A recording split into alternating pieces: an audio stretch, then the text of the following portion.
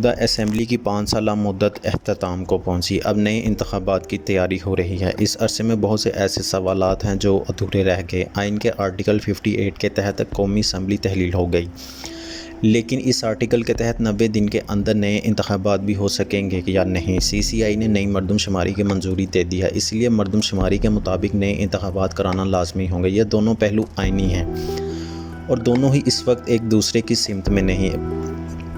اب اس بات کا فیصلہ بھی عدالتیں کریں گی۔ اس وقت سب سے اہم سوال ہے انتخابات کا ہونا۔ 3 ماہ میں نہ صحیح 6 ماہ میں صحیح، مگر انتخابات کا ہونا لازمی ہے۔ نگران حکومت چیف الیکشن کمیشن کے اثر میں زیادہ رہے گی، ہمارے سیاستدانوں کا عمل دخل کم ہوگا۔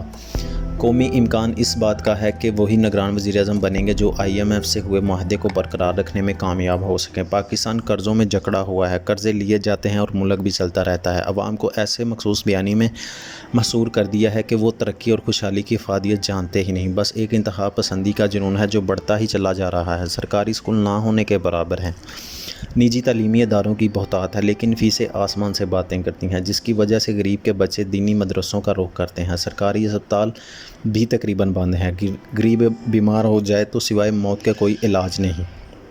گیس کا شدید بحران اور بجلی کے کمر توڑ بل آ رہے ہیں۔ پاکستان جنوبی ایشیا میں سب سے زیادہ خوشحال ملک تھا، مگر اب سب سے غریب بھی ہے اور انتظامی اور نظام انصاف کے لحاظ سے بھی پسماندہ ترین ہے۔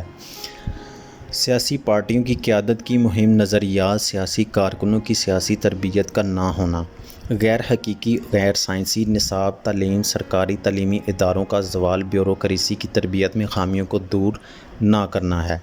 ان وجوہات نے پورے نظام کو مفلوج اور ظالمانہ بنا دیا۔ حکمران اشرفیہ کی داخلہ جنگی تیز ہو چکی ہے، یعنی حق حکومت کس کا ہے؟ اسٹیبلشمنٹ، بیوروکریسی، پارلیمنٹ اور عدلیہ میں کشمکش ہے۔ عوام کا تو کہیں کوئی وجود ہی نہیں۔ موجودہ اسمبلی جو رخصت ہوئی، اس کی حقیقت یہی ہے کہ وہ ایک غیر جمہوری اسمبلی تھی، بدترین دھاندلی کے ذریعے لائی گئی۔ عمران نیازی کو اس طاقتور طبقے نے بزور قوت منتخب کرایا جو اپنی منمانی چاہتا ہے، جو جمہوریت میں ایک حد زیادہ ممکن نہیں۔ پاکستان کی سیاست اور معیشت کے تعلق کا پہلو اتنا جملوں میں اس کی تفسیر یہاں بیان کی جائے۔ ہمارے شرفا 2 گروہوں میں بٹے ہوئے ہیں۔ ایک ایسا گروہ جس کی سوچ اقتدار تک محدود ہے، ان کو اقتدار تک رسائی چاہیے، پھر چاہے کچھ بھی ہو جائے، اور ایک گروہ ایسا جو آئین پر یقین تو رکھتا ہے مگر سیاست میں غیر آئینی طریقے سے آیا ہے۔ ہو سکا یہ ملک اب بھی ایک نیم آئینی طریقے سے چل رہا ہے۔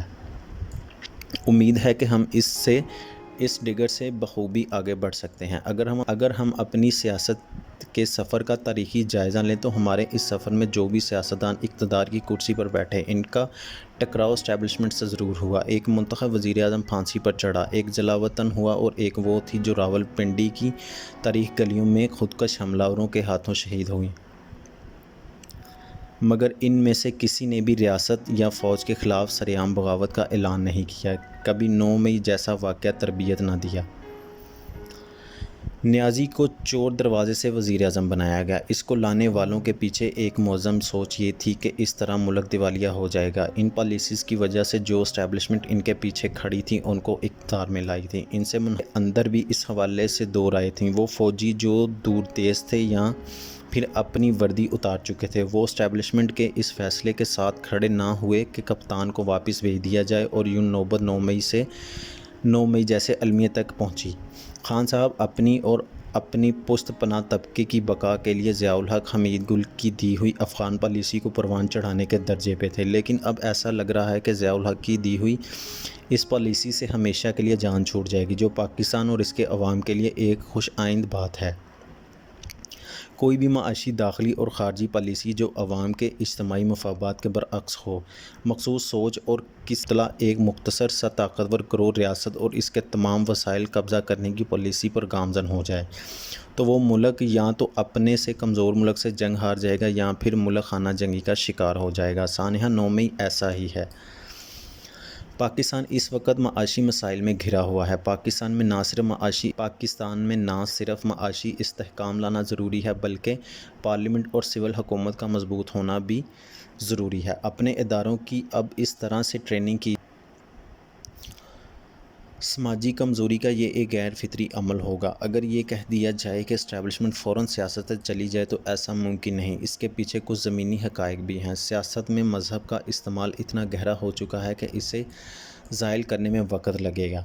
یہ سب کچھ آپ کے سامنے ہے کہ کس طرح طاقتور گروہوں نے اقتدار کو مضبوط کرنے کے لیے جمہوری قوتوں کو کمزور بنایا، اور آج اس کے نتائج کیا ہیں۔ بڑی مشکل سے ہم فیٹف کی گرے لسٹ سے نکلے ہیں، وگرنہ کس طرح سے ہم نے ڈان لیکس کا ڈرامہ ترتیب دیا، نواز شریف کی جمہوری حکومت کو سیکورٹی رسک قرار دیا اور محب وطن ٹھہرے۔